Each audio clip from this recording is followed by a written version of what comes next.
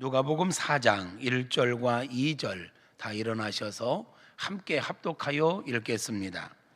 같이요. 시작. 예수께서 성령의 충만함을 입어 요단강에서 돌아오사 광야에서 40일 동안 성령에게 이끌리시며 마귀에게 시험을 받으시더라. 이 모든 날에 아무것도 잡수시지 아니하시니 날수가 다함에 줄이신지라. 아멘. 앉으십시오. 저는 오늘 또 하나님을 기쁘시게 하는 삶 시리즈, 어떻게 하면 우리가 하나님을 기쁘시게 하는 삶을 살 수 있을까에 대해서 말씀을 나누겠습니다. 성령의 이끌림을 받는 삶을 살아갈 때 우리 하나님을 기쁘시게 하는 삶 살아내게 될 줄로 믿습니다. 모든 사람은 무엇인가에 이끌려 살아가지요. 어떤 사람은 세속적인 가치에 이끌려 살아갑니다. 어떤 사람은 육신의 정욕에 이끌려 살아가기도 하지요. 그런가 하면 어떤 사람은 자기도 모르는 사이에 공중권세 잡은 원수 마귀에게 이끌려 살아가기도 합니다. 그러한 삶은 일시적으로는 부귀영화를 누릴 수 있고 일시적인 기쁨은 있을 수 있지만 영원하지 않습니다. 무엇보다도 육신의 정욕에 이끌리고 세속적인 가치에 이끌려 살아가는 삶은 하나님을 기쁘시게 할 수가 없습니다. 그보다 더 중요한 건 하나님의 나라를 유업으로 받을 수 없습니다. 갈라디아서 5장에 보면 이렇게 말씀합니다. 19절부터 보면 함께 읽을까요? 육체의 일은 분명하니 곧 음행과 더러운 것과 호색과 우상숭배와 주술과 원수 맺는 것과 분쟁과 시기와 분냄과 당짓는 것과 분열함과 이단과 투기와 술취함과 방탕함과 또 그와 같은 것들이라. 전에 너에게 경계한 것 같이 경계하노니 이런 일을 하는 자들은 하나님의 나라를 유업으로 받지 못하느니라. 아멘. 지금 이 19절부터 21절까지 제시되고 있는 삶의 모습들은 세속적인 가치를 따라 살아가는 사람들의 모습입니다. 육신의 정욕을 따라 살아가는 사람들의 모습이지요. 원수 마귀에게 속고 마귀에 이끌려 살아가는 사람들의 특징 가운데 하나가 바로 이 갈라디아서 5장 19절부터 21절에 소개되고 있는 삶의 모습들입니다. 끝에 보니까 이런 자들은 하나님의 나라를 유업으로 받지 못한다라고 단언합니다. 오늘 우리의 삶 속에 세속적인 가치를 따라 살고 있는 모습은 없는지, 육신의 정욕을 따라 살아가고 있는 모습은 없는지, 원수 마귀에게 속아서 이러한 모습으로, 이러한 행위로 살아가는 모습은 없는지 돌아볼 수 있기를 소망하고, 있다면 그 모든 것들을 철저하게 십자가에 못 박고 오직 주님의 성령께 이끌려 살아가는 저와 여러분 되어지기를 축복합니다. 이 세상 가운데는 성령에 이끌림 받는 사람도 있어요. 성령에 이끌려 살아가는 삶, 성령에 이끌려가는 삶은요, 어쩌면 잠시 잠깐은 고난일 수도 있습니다. 힘들 수도 있습니다. 왜요? 육신의 정욕대로, 내가 원하는 대로, 마음이 원하는 대로, 육체가 원하는 대로 살지 않고 하나님께서 원하시는 대로 나를 처복종시키며 살려고 하다 보면 힘들 수 있습니다. 내적 싸움이 치열할 수 있습니다. 그렇지만 그러한 삶은 영원합니다. 아름답습니다. 하나님과 사람에게 존귀함을 받는 삶이 됩니다. 무엇보다도 우리 하나님을 기쁘시게 해드리는 삶이 되는 줄로 믿습니다. 성도 여러분, 여러분은 무엇에 이끌려 살아가고 계십니까? 무엇에 이끌려 살아가기를 원하십니까? 축복합니다. 세상의 가치가 아니라, 육신의 정욕이 아니라, 마귀에게 이끌리는 삶이 아니라 성령 하나님께 이끌려 살아가는 저와 여러분 될 수 있기를 소망하고 축복합니다. 여기서 우리가 오해하지 말아야 될 게 있습니다. 성령의 충만함을 받고 성령에 이끌려 살아가는 삶은 내가 원하는 모든 것들을 이루는 삶이 아닙니다. 성령의 능력을 받고 나면 내가 이 세상 속에서 멋진 스타로 등극하는 것은 아닙니다. 물론 그러할 수도 있지만 대체적으로는 그러지 않습니다. 여러분, 성령께서 우리 안에 오신 이유가 뭘까요? 내가 원하는 대로 모든 것들 다 이루어 주려고 오셨을까요? 성령께서 우리에게 은혜를 주시고 능력을 주시는 이유가 뭘까요? 내가 원하는 모든 것들을 이루며 살도록 도와주려고 오셨을까요? 그런 부분도 있지만 분명한 건 내가 원하는 대로가 아니라 하나님께서 원하시는 삶을 살게 하려고 성령님께서 우리 안에 오셨고 성령님께서 우리를 도와주고 계시는 것입니다. 혹자들은 성령의 충만함을 받고 성령의 능력을 받으면 내가 원하는 것들을 이루고 이 세상 속에서 내가 성령의 능력을 받고 스타가 되는 것을 꿈꾸는 사람들이 있어요. 그렇지 않습니다. 성령의 충만함을 받고 성령의 인도함을 받는다는 것은 내가 원하는 삶이 아니라 하나님께서 원하시는 삶, 하나님께서 기뻐하시는 삶을 살아내게 되는 것입니다. 아멘입니까?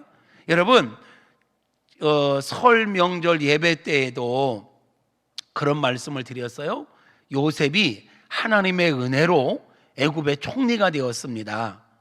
많은 사람들은 하나님의 은혜로 내가 어떤 힘을 가지면 그 힘을 가지고 사람들을 위해 군림하려고 하고 약자들을 짓밟으려고 합니다. 그런데 바른 하나님의 사람, 즉 성령의 인도를 받는 사람들은요, 하나님의 은혜로 우리가 어떤 힘을 갖게 되고 어떤 능력을 받게 되면 나를 높이는 게 아니라 하나님을 높입니다. 하나님의 이름을 거룩하게 해드립니다. 그리고 하나님께서 주신 힘, 하나님께서 주신 능력을 가지고 사람들을 섬기고 사람들을 행복하게 하며 살아가게 되어지는 것입니다. 여러분, 우리가 하나님의 은혜를 받았다고 하면서 하나님의 은혜를 가지고 다른 사람을 정죄하고 다른 사람 위에 군림하려고 한다면 우리는 지금 성령의 은혜를 바르게 받은 게 아니에요. 분별하셔야 합니다. 성령의 은혜를 받고 나를 높이고 나를 드러내고 다른 사람들을 우습게 여기는 건 바른 성령의 역사가 아니에요. 우리가 거기에 빠지면 안 됩니다. 어쩌면 우리가 성령을 받고 나면요, 1차적으로 부딪히는 문제는 우리는 어떤 광야를 만날 수 있어요. 왜요? 성령님께서 내 안에 오신 목적이 뭐라고요? 내 안에서 하나님의 뜻을 이루어가게 하시려고. 그런데 말이죠, 우리 모든 사람은 너나 할 거 없이 육신의 정욕을 갖고 있습니다. 세상의 욕심도 있습니다. 우리가 은혜를 받아도 내 안에 정욕은 있고요, 세상의 가치를 따르고자 하는 그런 욕구가 있단 말이에요. 근데 이 내 안에서 일어나는 정욕과 세상의 탐심과 이런 것들을 내가 십자가에 못 박지 않으면, 나를 부인하지 않으면 내가 성령 하나님의 인도하심에 온전하게 순종할 수가 없습니다. 그래서 하나님께서는 우리에게 은혜를 주시면서 가장 먼저 하시는 것 가운데 하나가 뭐냐면 내 안에 세속적인 가치들을 깨뜨리시고 육신의 정욕을 깨뜨리시고 옛사람의 모습들, 그런 잘못된 습관들을 십자가에 못 박게 하는 일을 먼저 하신다라는 거예요. 왜요? 그게 내가 부인되어져야, 나의 옛사람들이 없어져야 내가 온전히 하나님의 뜻에, 성령의 이끄심 앞에 온전히 순종하여 하나님의 뜻대로 살아갈 수 있기 때문에 그렇습니다. 그러므로 여러분, 우리가요 은혜를 받으면 시온의 대로가 열릴 수도 있지만 은혜를 받음으로 광야를 만날 수도 있다는 거 기억해야 돼요. 이스라엘 백성들이 하나님의 은혜로 출애굽해서 바로 가나안 땅으로 간 게 아니에요. 그들이 출애굽해서 가장 먼저 만난 건 광야 훈련학교에 입학하게 된 거죠. 왜요? 광야를 통과하면서 하나님의 사람으로 가치관이 변화되고 옛 습관들이 변화되지 않으면 가나안 땅에 들어가도 아무 소용이 없기 때문에 그래요. 그러므로 우리는 인생을 살면서, 아니 신앙생활을 하면서 만나는 고난, 만나는 이런저런 광야 훈련들, 거기에 무너지면 안 됩니다. 신앙생활 잘하는 가운데 고난을 만날 수 있습니다. 광야 훈련을 경험할 수 있단 말이에요. 많은 안타까운 것은 많은 성도님들이 신앙생활을 하면서 은혜를 받고 고난을 만나면 그 고난 앞에 무너지는 경우를 많이 봐요. 너무 안타까워요. 은혜를 받음으로 시온의 대로가 열리는 게 아니라 은혜를 받음으로 고난을 만날 수 있다는 거. 근데 그 고난은 나를 죽이기 위한 고난이 아니에요. 나를 정결케 하시기 위한 하나님의 연단인 것입니다. 믿으시면 아멘. 하나님께서 우리를 골탕 먹이려고 광야에 집어넣겠습니까? 우리를 힘들게 하려고 고난을 허락하시겠냐고요? 아닙니다. 우리를 더 정결한 하나님의 온전한 백성으로 세우시기 위하여 우리를 고난의 현장으로 넣어서 옛사람의 모습을, 세속적인 가치를, 육신의 정욕을 우리 안에서 뽑아내려고 하시는 것입니다. 애굽에서 400여 년 살았던 이스라엘 백성들, 애굽화되어 있던 이스라엘 백성들, 그들을 내버려 두고는 하나님의 온전한 백성으로, 하나님의 비전 메이커로 살아갈 수 없기에 그들을 출애굽시켜서 바로 한 것이 뭐냐? 광야에 집어넣어서, 광야는 어떤 곳입니까? 내 힘으로 살아갈 수 없는 곳, 철저하게 하나님의 은혜를 갈망할 수밖에 없는 곳, 하나부터 10까지 하나님의 은혜가 아니고는 살아갈 수 없는 곳.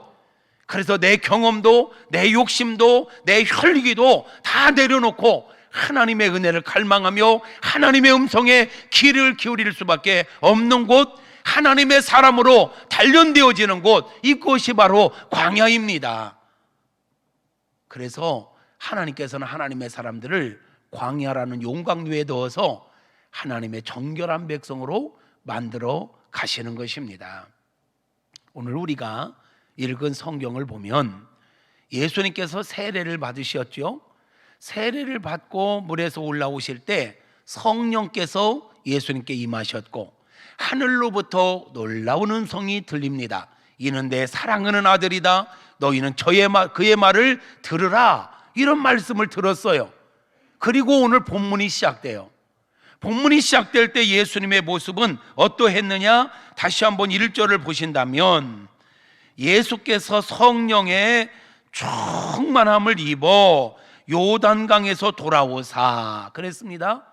예수님께서 세례를 받으시면서 성령의 충만함을 받았습니다. 그리고 요단강 세례받은 곳에서부터 돌아오셨습니다. 이때 예수님의 상태는 성령 충만한 상태. 그런데 성령 충만한 예수님에게 바로 만난 일이 무엇입니까? 광야에서 40일 동안 성령에게 이끌리시며 마귀에게 시험을 받으시더라 입니다. 마태복음과 마가복음에서도 이 사건을 다루고 있는데 예수께서 성령께 이끌려 광야로 나가셨다라고 말씀하고 있는 것입니다.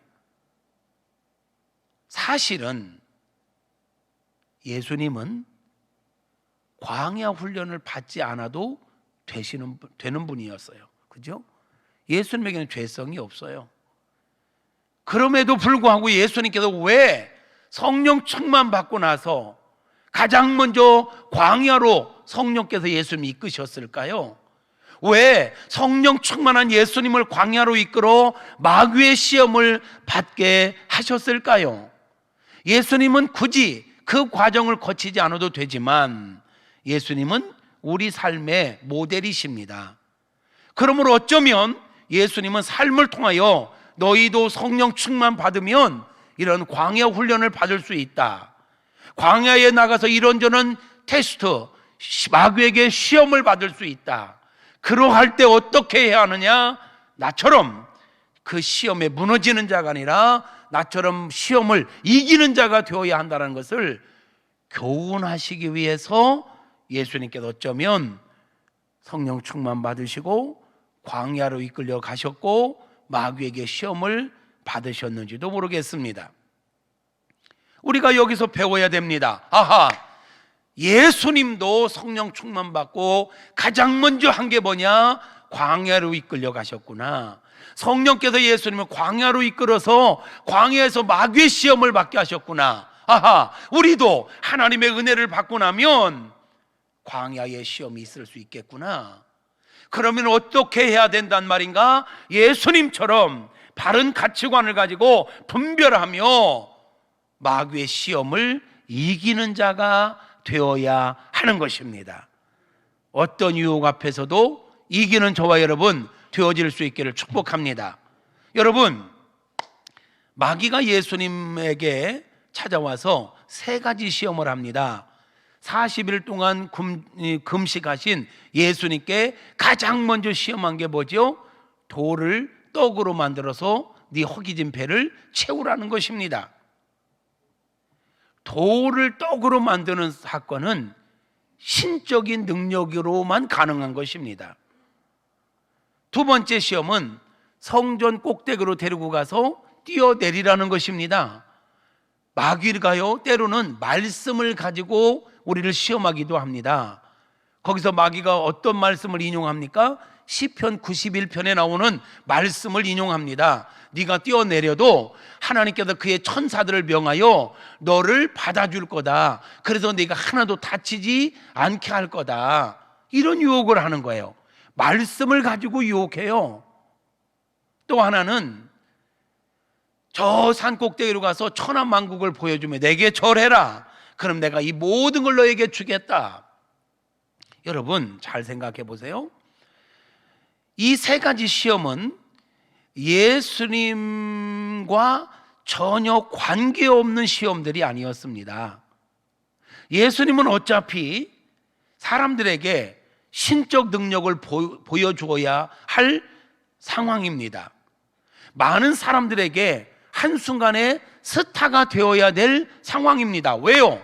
문명으로 오셨지만 예수님이 내가 메시아 되심을 증거해야만 사람들에게 와, 저분은 보통 사람이 아니야, 와, 저에게 하나님의 능력이 있네, 막 이런, 그래서 사람들의 주목을 받아야 되고 사람들에게 박수를 받아야 되고 사람들 앞에서 스타가 되어야 되는 그런 상황인 거예요.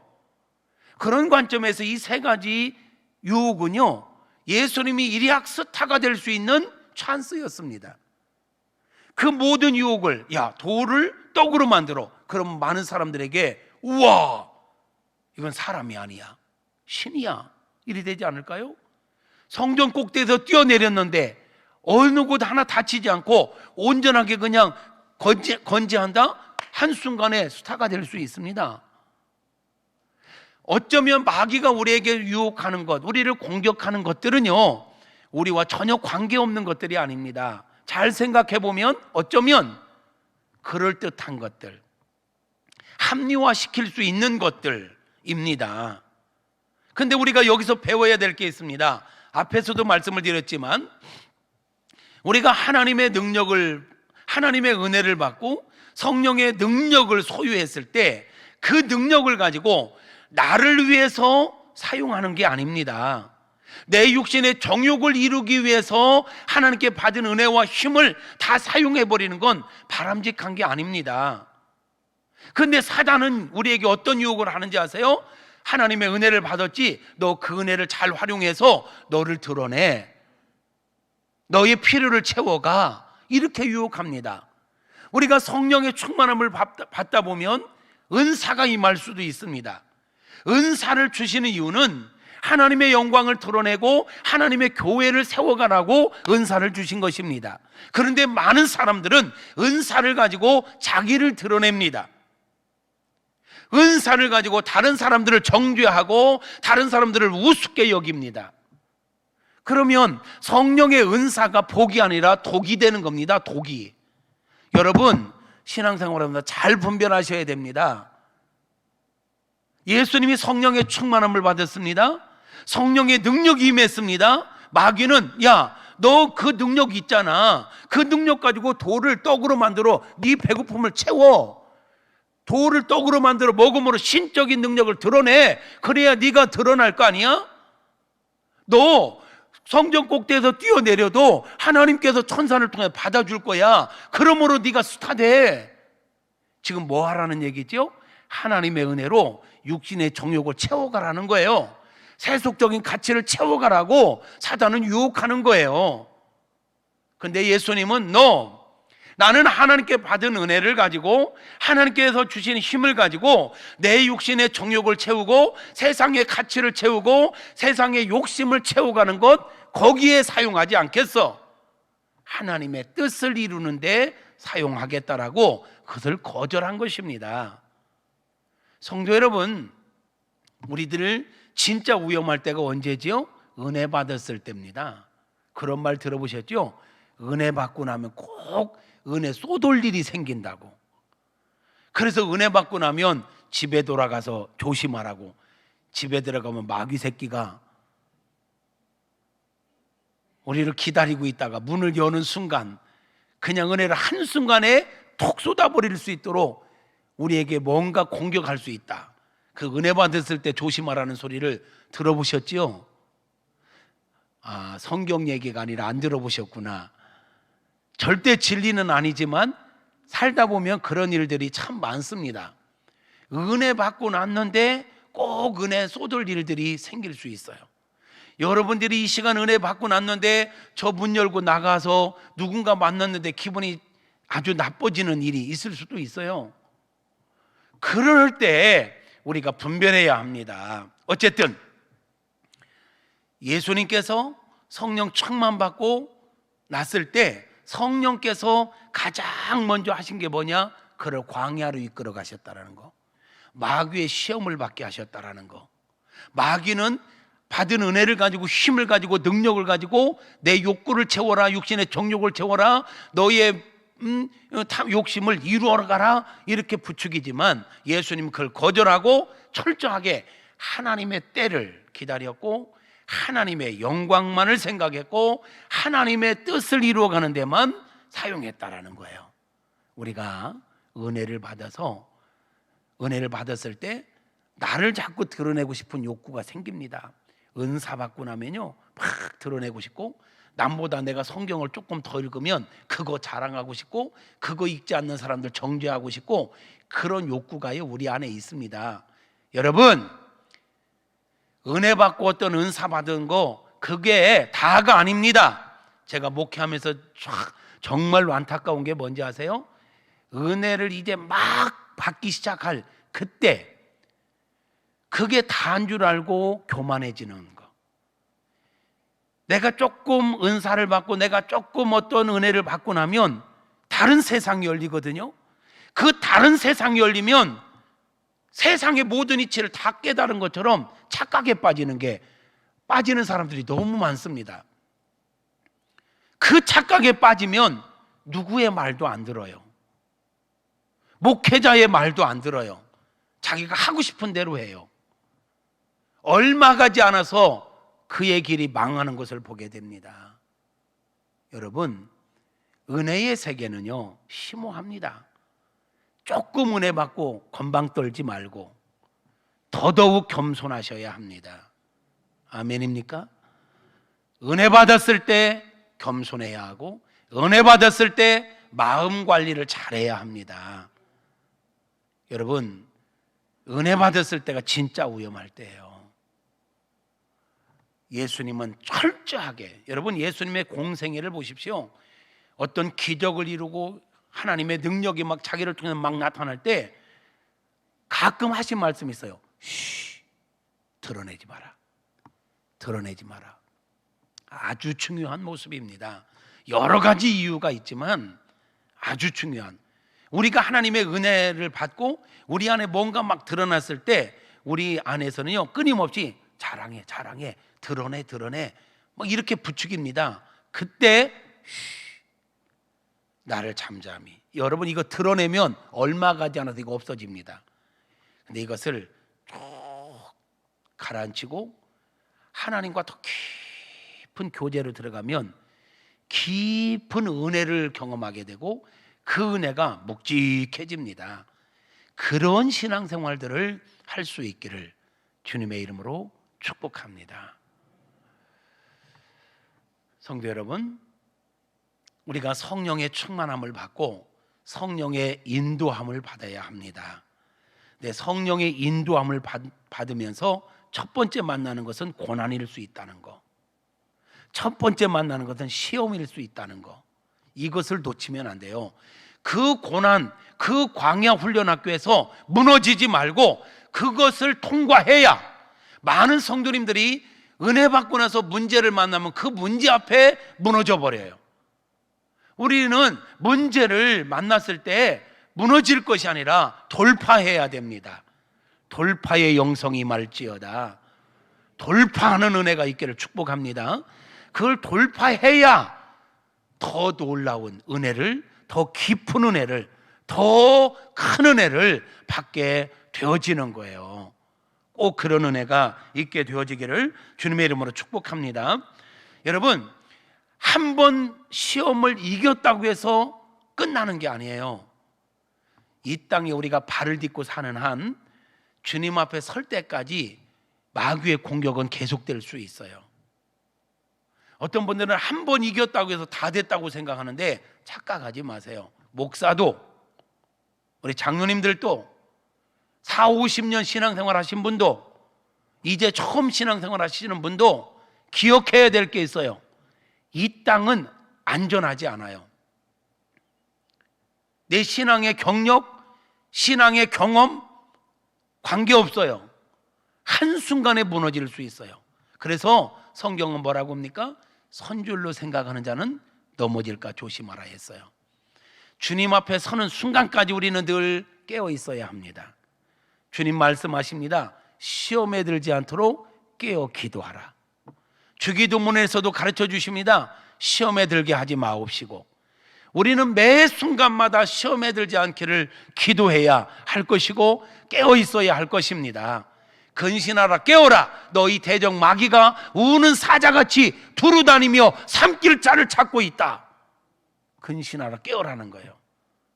예수님께서 멋지게 이 세 가지 시험을 이기셨습니다. 그랬더니 마귀가 어떻게 했는지 보세요. 13절에 보면, 오늘 13절까지 읽었어야 되는데 2절만 읽었어요. 13절을 보면 이렇게 말씀하네요. 마귀가 모든 시험을 다한 후에 얼마 동안 떠나니라. 얼마 동안 떠나니라. 이 말은 영원히 떠난 게 아니라 잠시 잠깐 떠났다가 예수님을 또 공격해요. 예수님 공생의 내내 마귀의 공격을 받습니다. 마귀란 놈은 이렇습니다. 우리가 한 가지의 유혹을 이겼다고 해서, 한 가지의 시험을 이겼다고 해서, 한 가지의 고난을 넘어섰다고 해서 다 된 게 아닙니다. 인생사 산 넘어 산입니다. 문제 넘어 문제입니다. 그러므로 우리는 한순간도 내 힘을 의지하고 살면 안 됩니다. 우리는 한순간도 주님의 은혜가 아니면 안 된다는 사실을 알아 늘 깨어 기도하고 늘 하나님의 은혜를 갈망하며 겸손히 하나님의 은혜를 사모하며 살아가야 할 것입니다. 그렇게 살아가는 저와 여러분 모두가 되어지기를 주님의 이름으로 축복합니다. 우리가 이런 과정들을 잘 극복할 때 성령께서 우리 안에서 어떤 일을 하시는가 보면, 성령의 이끌림 받아 살아갈 때 첫째는 인격의 변화가 일어납니다. 여러분, 인격의 변화라 함은 속사람, 가치관의 변화, 생각의 변화, 습관의 변화, 변질이 아니라 변화예요. 인격의 변화가 일어나는데 제가 목회하면서 깨닫는 게 뭐냐면요, 사람이 무엇에 더 관심을 갖느냐에 따라서 그쪽 부분이 개발되더라고요. 예를 들면 하나님의 은혜도요, 하나님의 은혜를 통해서 내 속사람이 리모델링 되기를 갈망하는 사람은요, 끊임없이 속사람이 변화되어집니다. 그런데 어떤 사람은 하나님의 은혜를 통하여 내 속사람을 변화시키는 데 관심을 갖기보다는 외적인 어떤 변화, 그래서 어떤 은사가 나타나고 어떤 막 능력 있는 삶을 살아가는 걸 추구하는 사람들이 있어요. 그런 사람들은 그런 쪽에 더 강화가 되어집니다. 근데 저 이행규 목사는 외적인 변화와 외적인 어떤 능력을 갖추기 이전에 내면의 변화를 추구하는 성도들이 되어지기를 소망하는 목사입니다. 왜냐하면 외적인 것은요, 내면이 변화되면 자연스럽게 따라와야 합니다.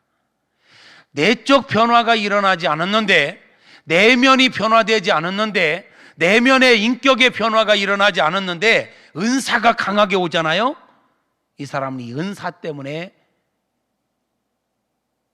독이 되는 경우가 많습니다.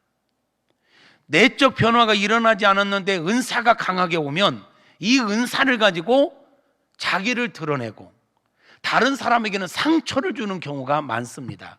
은사는 절대로 나를 자랑하라고 준 게 아닙니다.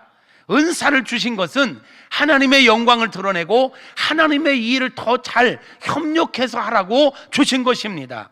믿으시면 아멘. 그런데 많은 사람들이 은사를 받고 나서 그 은사를 가지고 자기를 높입니다. 그리고 그 은사를 가지고 더 잘 섬겨서 교회를 교회되게 하고 공동체를 아름답게 해야 되는데 은사를 가지고 공동체를 깨뜨립니다. 주변 사람들을 피곤하게 합니다. 주변 사람들을 정죄합니다. 왜 그런 현상이 일어납니까? 내적 변화가 일어나지 않았기 때문에 그렇습니다. 그래서 저는 어떤 은사도 중요하지만, 성경을 많이 읽는 것도 중요하지만, 기도를 수십 시간씩 하는 것도 중요하지만, 그 모든 것들을 통하여 내면의 변화가 먼저 일어나기를 소망하고 축복합니다. 여러분 속사람을 리모델링 하십시오. 따라서 합시다. 내 속사람을 리모델링 하자. 내면의 리모델링이 되지 않으면 안 돼요. 지금까지 우리가 살아오면서 가졌던 상처들, 우리가 지금까지 살아오면서 가졌던 안 좋은 습관들, 이거 다 뜯어 고쳐야 돼요. 성령의 능력으로 여러분 상처가 치유되기를 바랍니다. 크게 아멘 하시옵소서. 성령의 능력으로 여러분 내면의 상처들이 다 치유되시기를 바랍니다. 성령의 능력으로 안 좋은 습관들이 다 고쳐지기를 바랍니다.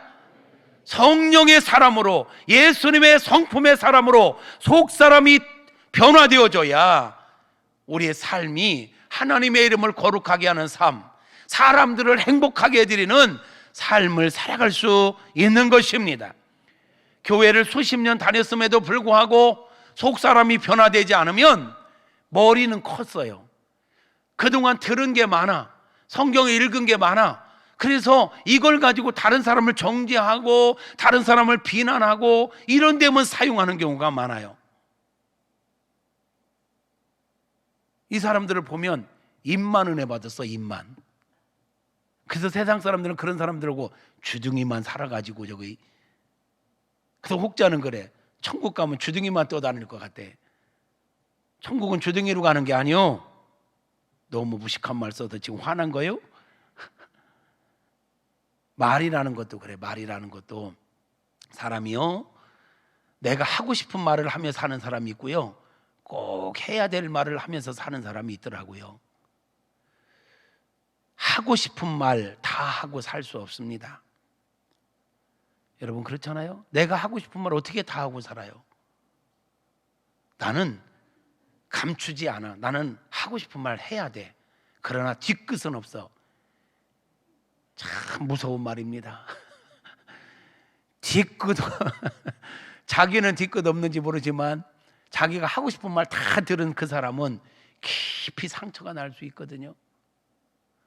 내가 하는 말이 꼭 해야 될 말인지, 덕스러운 말인지, 유익을 주는 말인지, 은혜로운 말인지를 생각하면서 우리는 은혜로운 말, 덕스러운 말, 소망을 주는 말, 위로하는 말, 그런 말을 하며 살아야 되지 않겠습니까?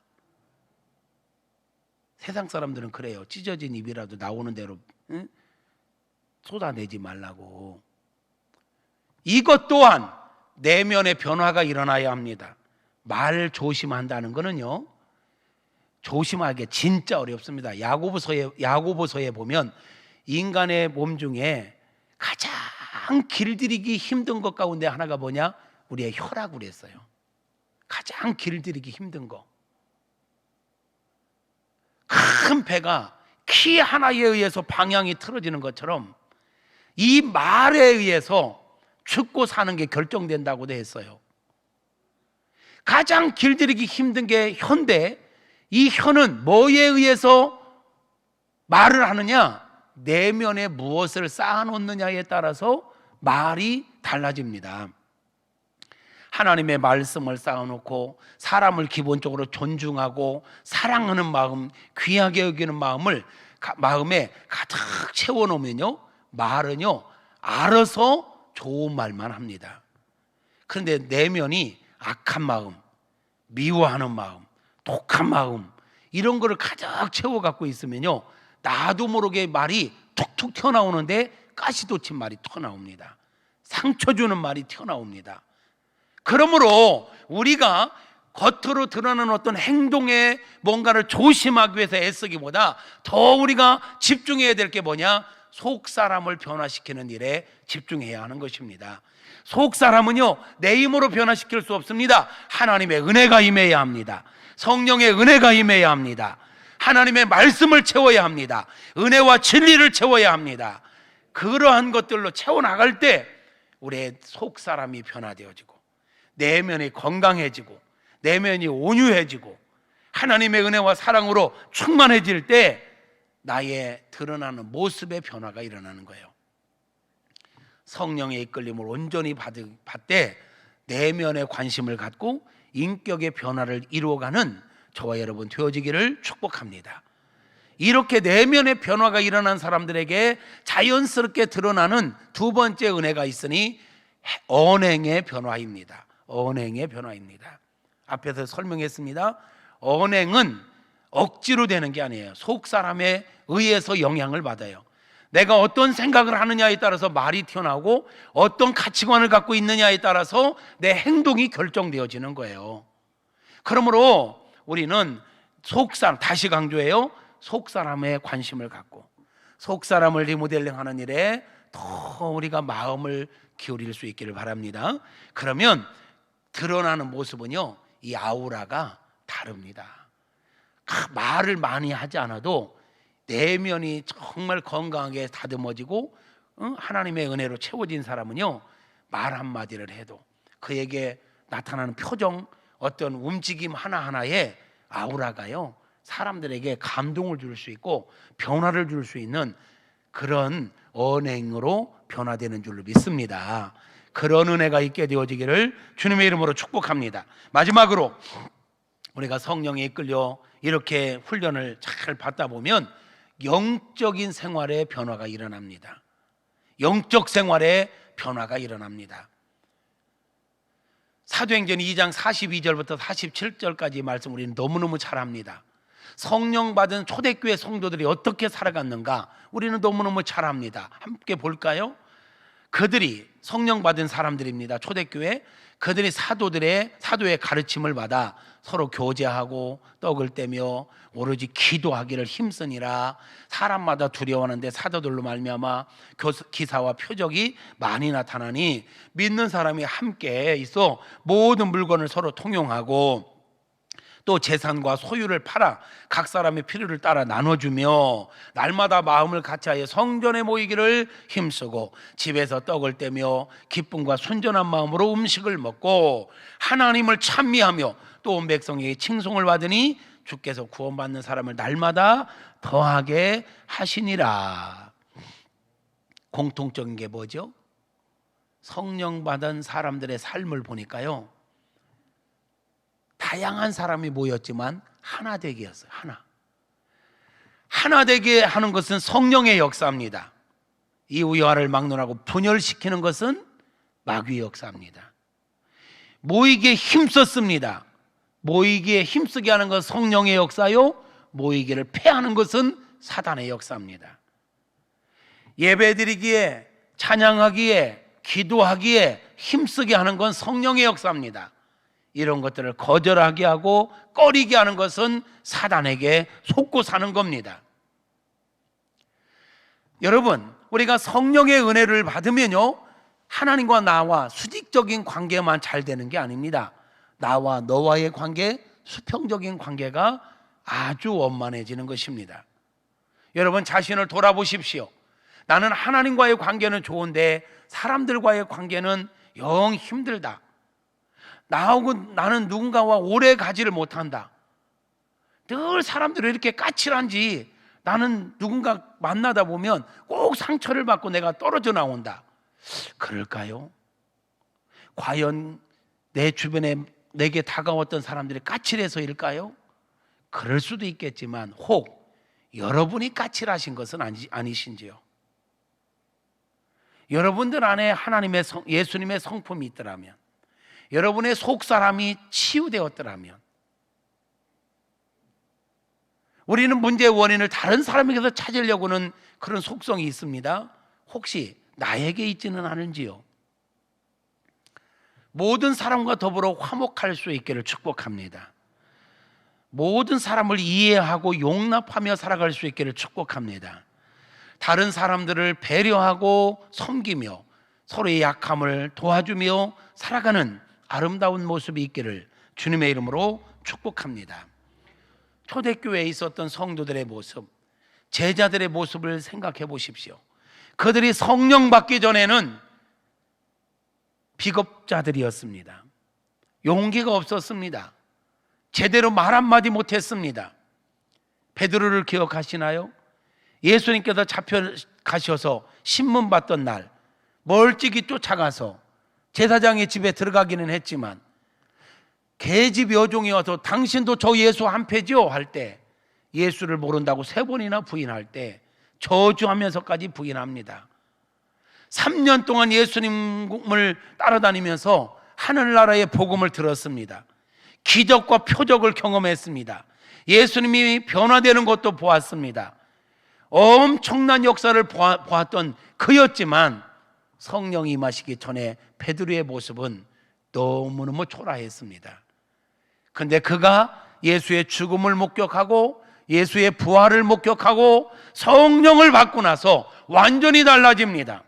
계집 여종 앞에 벌벌 떨던 그가 종교 지도자들을 비롯하여 로마 병정들 앞에서 당당하게 외칩니다. 당신들이 죽인 예수가 우리가 그렇게 기다리던 메시아다, 그리스도다.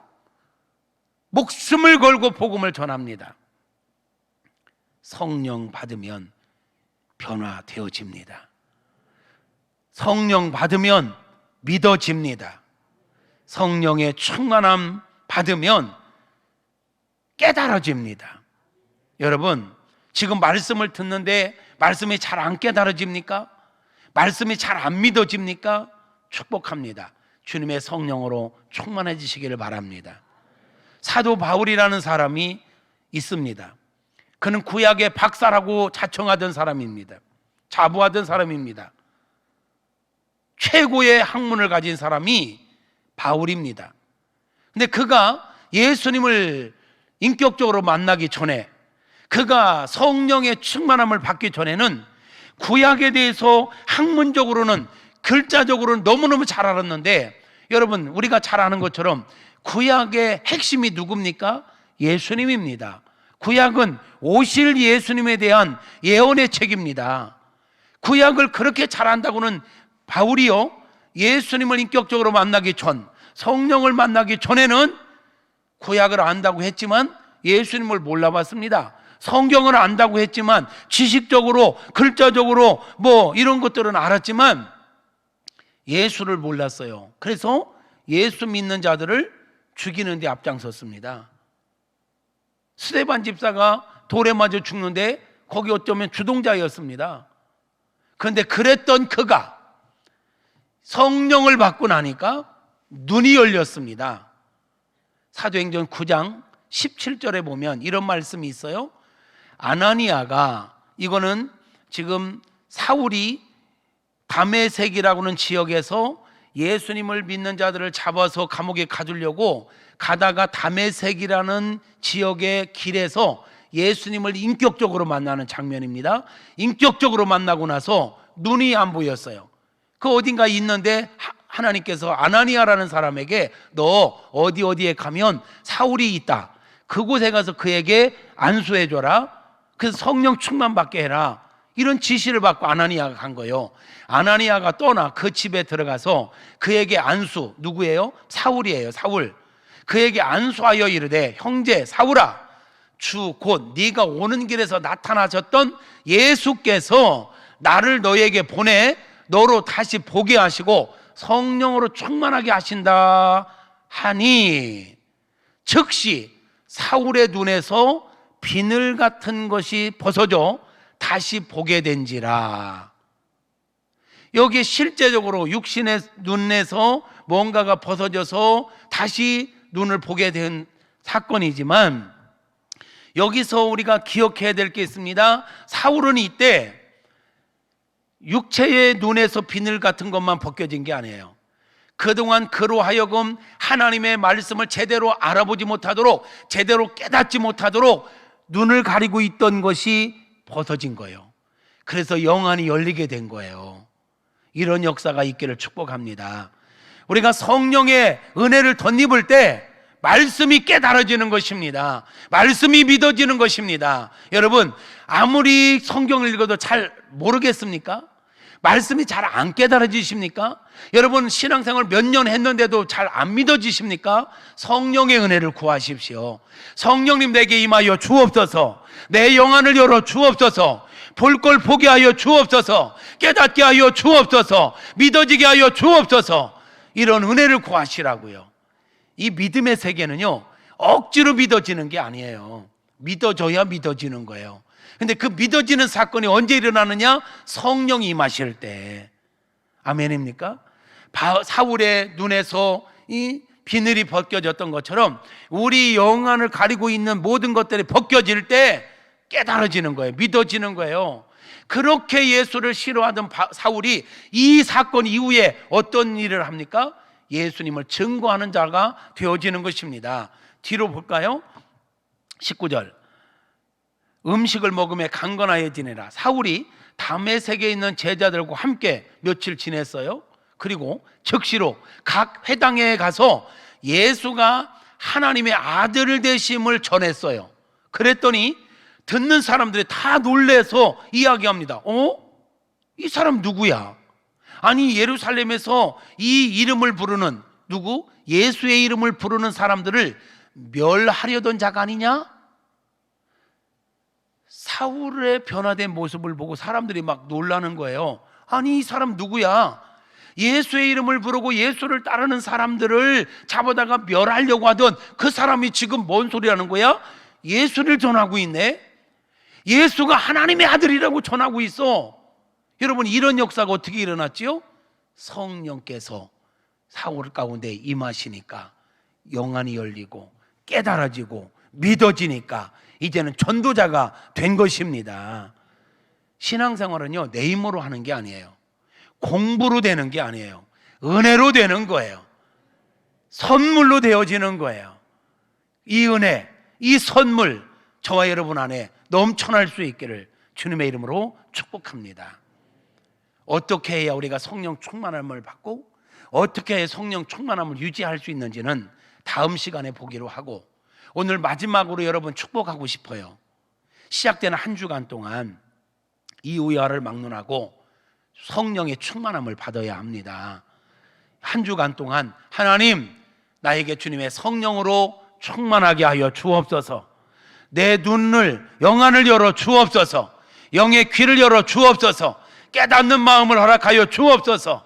그래서 내 속사람이 변하게 하시고 내 언행이 변화되게 하시고 내 영적 생활에 분명한 변화가 일어나게 하여 주시옵소서. 이렇게 기도하며 경건 생활에 집중하는 한 주간이 될 수 있기를 축복합니다. 경건 생활 하실 때 이런 은혜들이 임해요. 여러분, 경건 생활 중요한 겁니다. 하루아침에 안 이루어져도 꾸준히 하십시오. 여러분 아세요? 예수님께서 3년 동안 동거동락하며 제자들에게 모든 걸 가르치고 보여주고 체험시키고 이 모든 게 헛된 것 같지요. 성령 받기 전에 이 모든 게 아무것도 아닌 것 같지요. 그런데요, 성령께서 이 모든 베이스 후에 성령께 임하셨다는 걸 기억해야 돼요. 3년의 훈련이 없이 성령 받았으면요 어떻게 됐을지 몰라요. 3년 동안 배운 게 없는데, 들은 게 없는데, 본 게 없는데 성령이 임하면요 이 사람이 복이 아니라 독이 될 수 있다니까요. 그러니까 하나님께서 우리들에게 은혜 주시는 단계가 있습니다. 일단은 말씀을 읽어도 잘 안 깨달아질 수 있어요. 그래도 읽으세요. 그래도 읽으세요. 진짜 버티기요? 그래도 읽으세요. 그래도 읽고 그게 누적되면 절대로 우리 신앙생활은요 헛되지 않습니다. 이런 모든 게 누적되다가 어느 날 성령께서 탁 터치하시면 그동안 막연하던, 그동안 그렇게 못 깨닫던, 답답하던 이게 한 방에 확 열릴 수가 있어요. 사울이 그동안에 배운 게 없이 여기서 성령을 받으면요 열릴 게 있어야 열리지. 근데 사울은 그동안 누적되어 있는 게 많아. 근데 거기에 성령이 딱 터치하니까 한순간에 확 열린 거예요. 여러분, 그러므로 우리가 매 순간마다 성령으로 충만함을 입고 막 성령의 강력한 역사를 경험하면 좋겠지만, 그리하지 않는다 할지라도 신앙생활은요 막 금방 금 나오라 뚝딱 이게 아니라니까요. 신앙생활은요 그냥 삶이에요. 삶. 그냥 누적시켜 가는 거예요. 여전히 예배의 자리에 있고,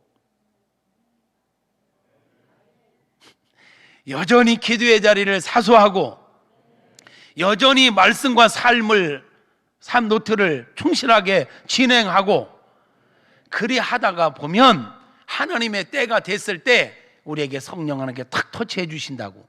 그러면 그때 열리는 역사, 깨닫는 역사, 그럴 때 은혜를 받으면요 안전해요. 건방 떨지 않아요. 근데 기초가 없고 베이스가 없는데 은혜 받으면 이 사람은 참 위험한 사람이 돼요.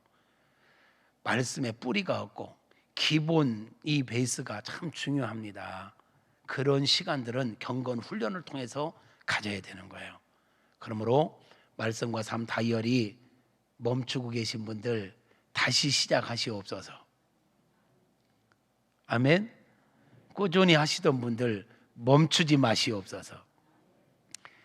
현장에 나오든 영상으로든 새벽 기도에 꼭 승리하시기를 축복하고, 말씀 읽기, 말씀 쓰기, 말씀 녹음하기 등등 올해 우리 교회가 추진하고 있는 모든 경건 훈련에 적극적으로 동참할 때 성령 하나님께서 우리에게 꼭 필요한 은혜를 필요한 때에 허락하실 줄로 믿습니다. 그 은혜를 갈망하며 살아가는 이번 한 주간 되십시다.